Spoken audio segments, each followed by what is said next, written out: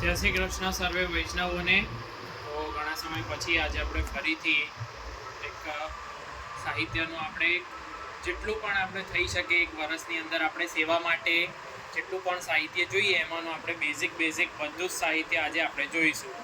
તો આ એક અમદાવાદના પરમ ભગવદીય વૈષ્ણવ મણિનગરના છે, એણે આપણને મોકો મળ્યો છે ને એમની કૃપાથી આપણને આ સેવામાં જે કંઈ પણ હાથ પવિત્ર કરવાનો અવસર મળ્યો છે તો એમનો ખૂબ ખૂબ ધન્યવાદ કરીએ છીએ. અને આ બધી જ વસ્તુઓનો જે તમામ સાહિત્ય છે એનો આપણે આજે નિરખી અને લાભ લઈશું. અને લગભગ મારી માટે પણ આ પહેલો જ અવસર છે કે તમને એક જ વિડીયોની અંદર તમામ સાહિત્ય હું આપને બતાવી શકું. તો આપણે હવે આતુરતાથી જે જોવાનું છે, નિરખવાનું છે એ જોઈએ.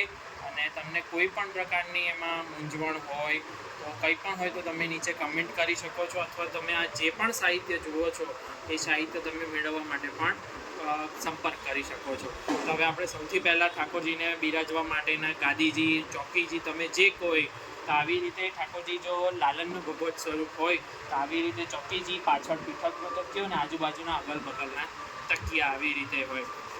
જો તમારે અહીંયા બે પ્રકારના સ્વરૂપ મતલબ કે બહુ કૃપા હોય અને થાળી સ્વરૂપ પણ હોય અને લાલન પણ હોય, આવી રીતે પાછળ આવી રીતે થાળા સ્વરૂપના ગાદીજી, આગળ લાલન અને આજુબાજુના તકિયા રહે. આવી રીતે ગાદીજીનું તમારે પધરાવી પછી તમારા ગુરુઘરની આજ્ઞા લઈ અને એ પ્રમાણે ઘરની પરિસ્થિતિ પ્રમાણે ચાલવું. તો આ જે છે એ સિંહાસનનો ટેકો, આમાં 4 કળશ કે 3 કળશ તમારા જે તે ગુરુઘરની પ્રણાલિકા મુજબ થતા હોય છે.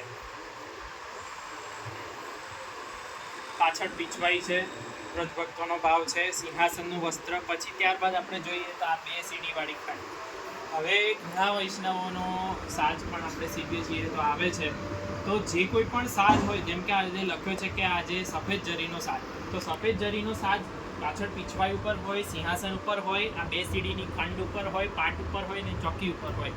ગાદી ઉપર આપણે અહીંયા જરીના તકિયાના જરીના કવર કે એવું કશું આપણે જરીનું આવતું નથી.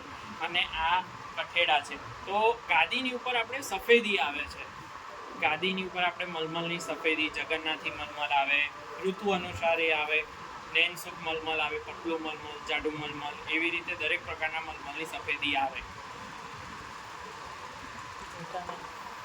અને જ્યારે ઘટાના સાજ હોય, જ્યારે હિંડોળાના મનોરથ હોય ત્યારે તમે કોટનના ચાહો તો કોટનના એ ઘટાના આવે.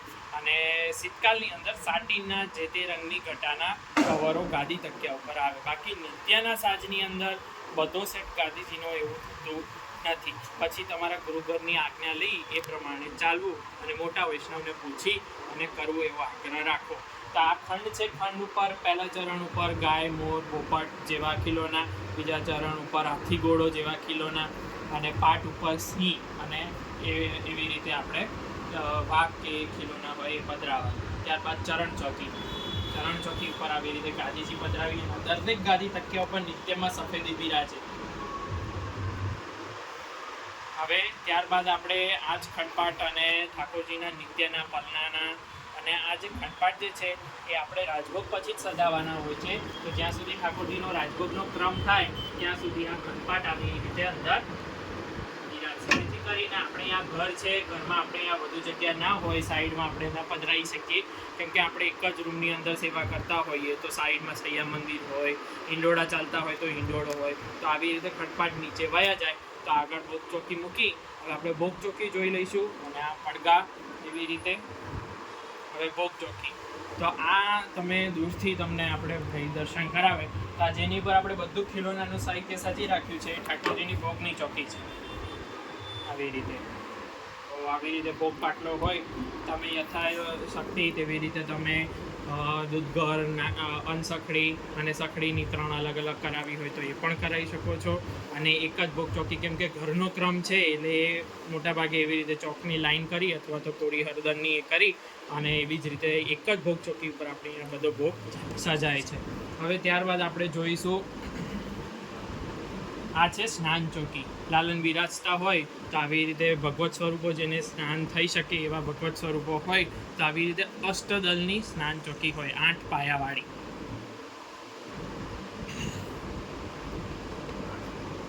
ત્યારબાદ આવી રીતે પલનાના ઠાકોરજીના ઝુંઝુના તમારી પાસે યથાશક્તિ જેવી રીતે ચાંદીના, લાકડાના, એવી રીતે જે કોઈ પણ હોય એવા આવી રીતે પલ્લાના ખીલોના. હવે ત્યારબાદ આપણે ઠાકોરજીને પધરાવવા માટેના ઝાંપીજી પણ જોઈ લઈશું. તો આવી રીતે ઝાંપીજી અને ગાદી તકિયા, બાજુમાં જારીજી, બંટાજી પધરાવવા માટે એ ઝાંપીજીના જે કંઈ પણ સાહિત્ય હોય ઝાંપીજીનું એવી રીતે. પછી આપણે ખીલોના જોઈએ તો સૌથી પ્રથમ આ બધા ખંડના ખીલોના છે.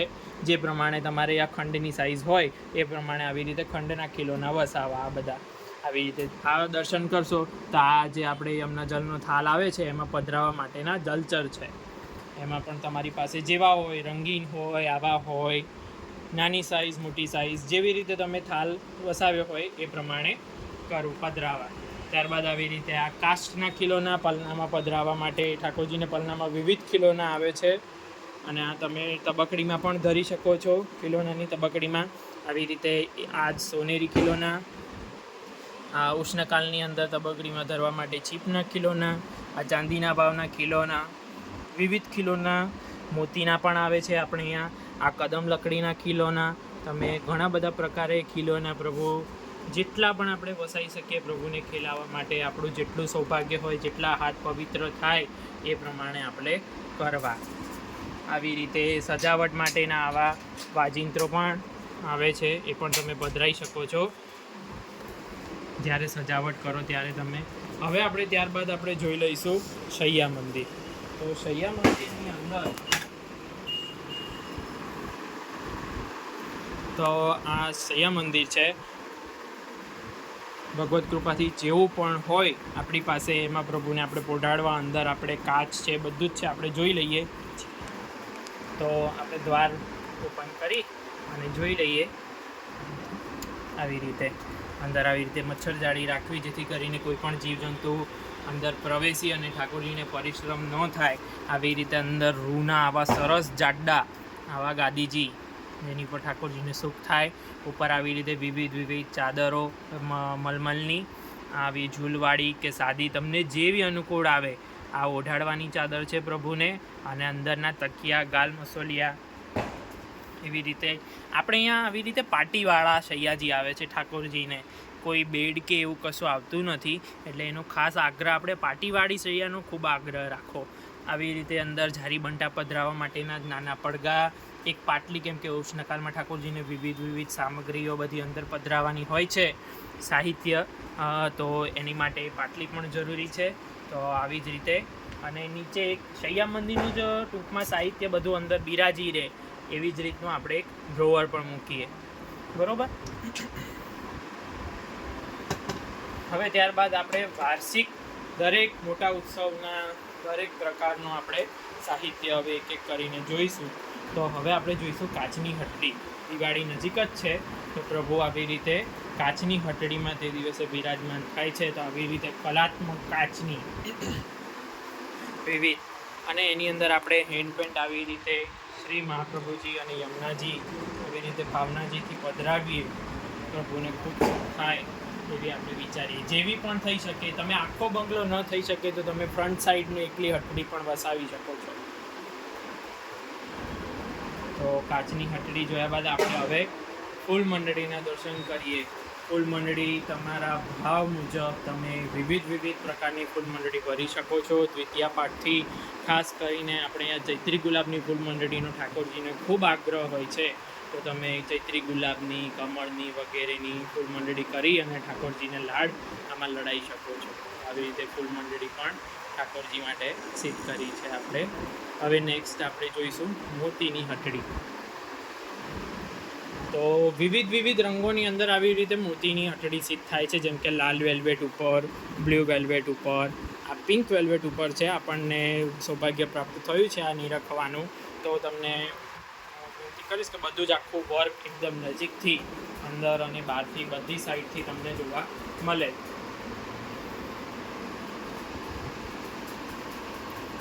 એમાં પણ આપણે હસ્તચિત્રિત શ્રી મહાપ્રભુજી અને શ્રી યમુનાજી આપણે પધરાવ્યા છે.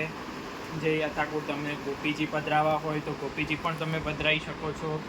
આવી રીતે મોતીના વર્કવાળી, આખા મોતીનું જ વર્ક છે આખું, તો એવી રીતે તમે જોઈ શકો. ત્યારબાદ સોનેરી હટડી. તો તમારા જન્મદિવસના મનોરથ સ્વરૂપે, ઘરના કોઈ પણ મોટાના નાના બાળકના જન્મદિવસના મનોરથ સ્વરૂપે પણ તમે આ હટડી અંગીકાર કરાવી શકો છો. ત્યારબાદ આ બધી જ હટડીનો વિનિયોગ આપણે પુરુષોત્તમ માસની અંદર તો આપણે મનોરથ સ્વરૂપે રોજ એક હટડી ઠાકોરજીને અંગીકાર કરાવી શકીએ છીએ. ત્યારબાદ આપણે જોઈશું અક્ષય તૃતીયાથી શરૂ થતી આ ખસની મંડળી.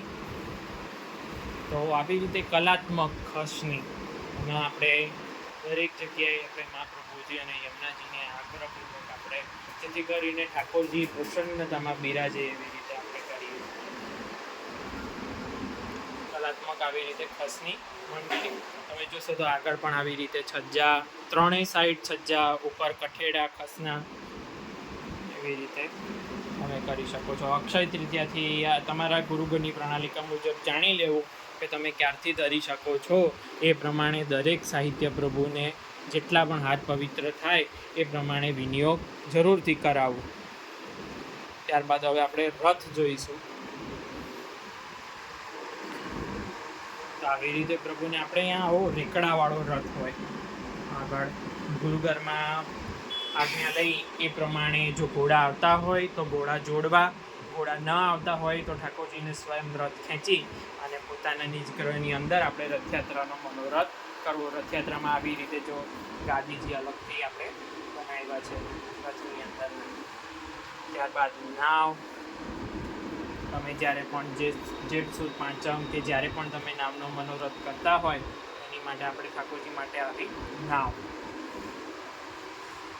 ગુલાલ કુંડ, તો તમે ગુલાલ કુંડનો મનોરથ પણ કરી શકો છો. શ્રીજીના પાટોત્સવના દિવસથી વિવિધ ઘરોની અંદર બધા અલગ અલગ દિવસે જેમ તમને રૂચે અનુકૂળતા હોય અને સમય અને શાંતિથી આપ મનોરથ કરી શકો એવા દિવસે આપણે ઠાકોરજીને એક સાઈડ પધરાઈ અને 3 સાઈડ આવી રીતે ગુલાલ કુંડની સીડી રહે એવી રીતે, અને આજુબાજુમાં ગોપીજનના કટઆઉટ પધરાઈ અને આવી રીતે આપણે ગુલાલ કુંડનો મનોરથ થાય, અંદર ગુલાલવાળું જળ ભરી ગોળીને એમાં. ત્યારબાદ આપણે જોઈશું રૂપેરી હટડી.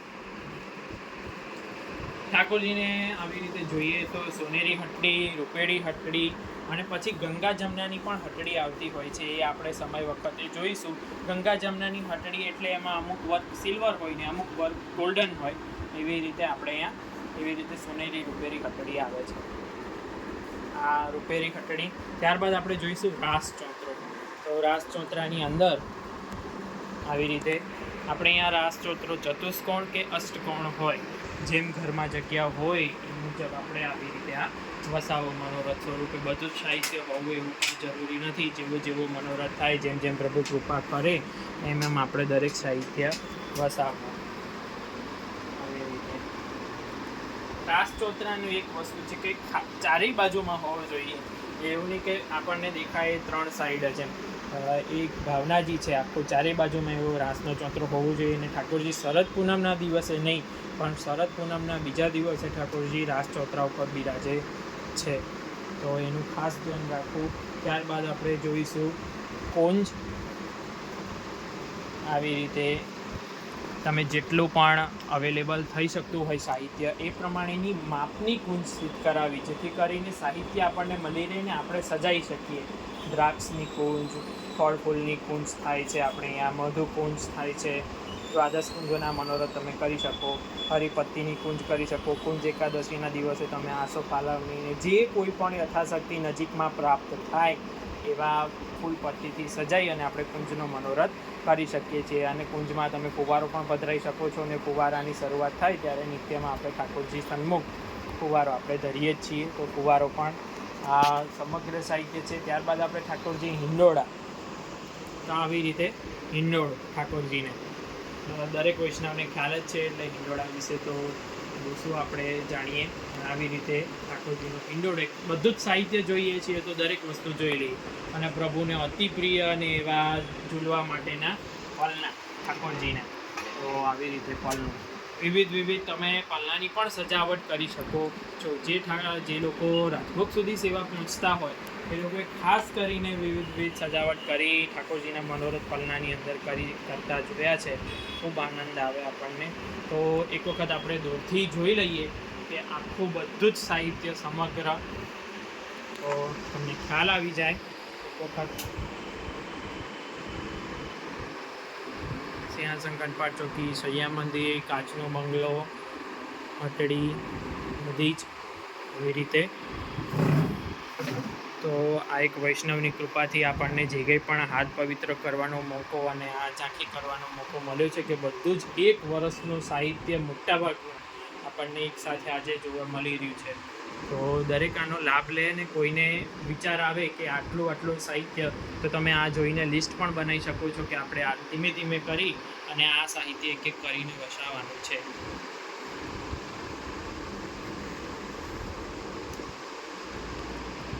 આપ સર્વેનો ખૂબ ખૂબ આભાર, ખૂબ ખૂબ ધન્યવાદ. અને આમાંનું કોઈ પણ સાહિત્ય તમે સિદ્ધ કરાવવા માટે અમારો સંપર્ક કરી શકો છો. અમારો કોન્ટેક નંબર નીચે તમને કમેન્ટ સેક્શનમાં અને વિડીયોના નામમાં પણ તમને અમારો કોન્ટેક નંબર મળી જશે. જય શ્રી કૃષ્ણ.